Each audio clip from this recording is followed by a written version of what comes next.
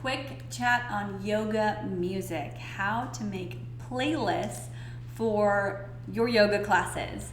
And the best bit of advice is to follow the format of your class. So the way that it is typically a little quieter or mellow during the beginning, and then it builds up to a center or a peak or kind of something more active, and then coming down, have it again be more mellow, maybe not even music, maybe it's ocean waves or Tibetan bowls or something that's a little bit more meditative.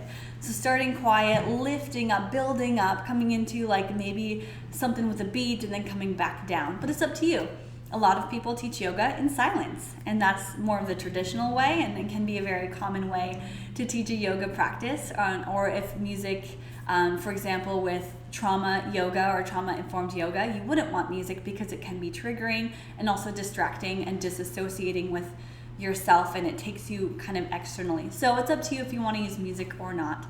I've had yoga teachers play very traditional kirtan style music to like Native American flute music, and also upbeat music like Michael Jackson, and popular music that you might hear on the radio. So there's a lot of variety out there, and I'm not going to say one is better than the other. It's definitely a personal preference.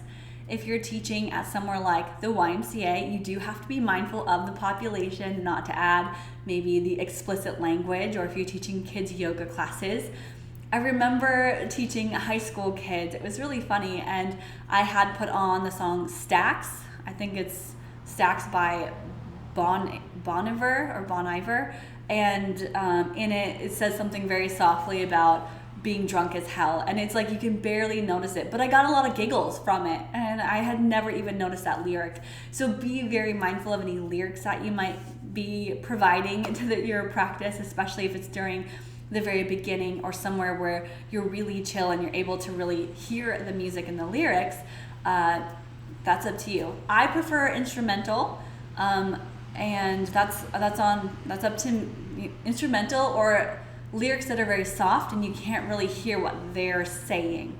Also, when it comes to vocal tones, making sure that you're not choosing music that has lyrics that match the tone of your voice. So if you're a male and you have a very deep voice, you might not want a deep voice song in your practice. Or if you're a female, you have a higher pitched voice, you don't want a female that's doing higher pitched singing. So knowing that you want to keep it different so that people can hear you, your vocal tone, compared to what the music is playing.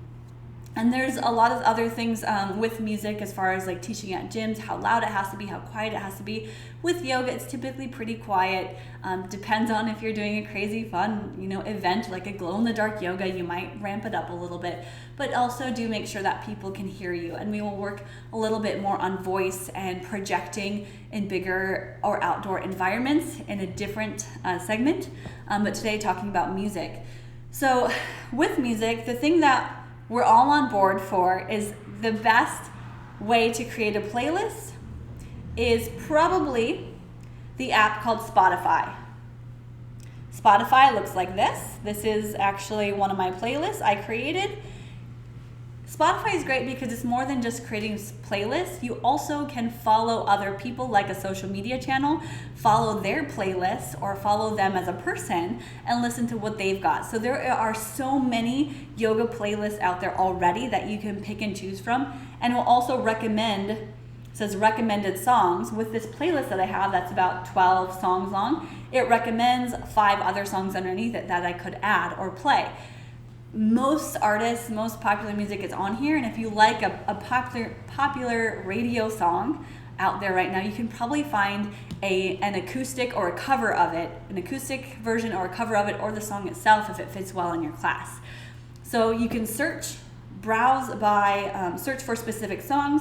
You can browse by mood, workout, countries, focus, chill, different feelings or sensations or styles of class. So here, wellness, there's even categories. There's yoga music, nature sounds, self-love, exercise. There's so much already out there that you don't necessarily have to make your own playlist.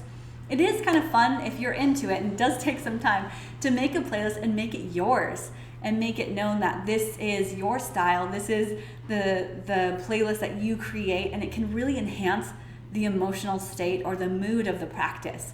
Music has a way of like driving people's emotions in a very special way. So if you have silence compared to a class with music, music can do something to enhance or not enhance, or the opposite, depends on your music. It can trigger some people. So be mindful of the music that you choose, and I highly recommend Spotify.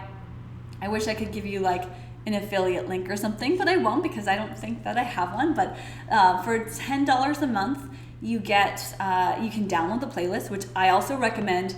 You can download the playlist, create as many as you want. You can make it public or private so people could find you. You can share your playlist with other people if that's something that you'd like to do, and you can also connect with others who are creating playlists, follow them, and use some of their songs or ideas.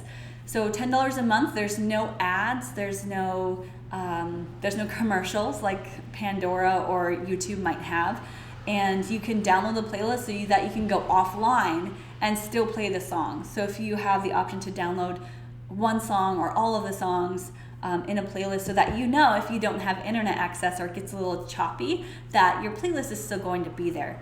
You can sign up through your phone, Spotify, find the app. You can also listen to podcasts on it, which is great.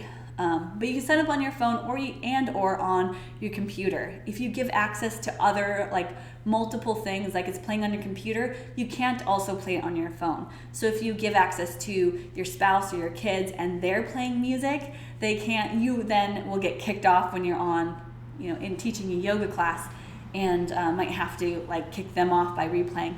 Anyway, it's an ordeal. But there is also an option, I think, for a family membership.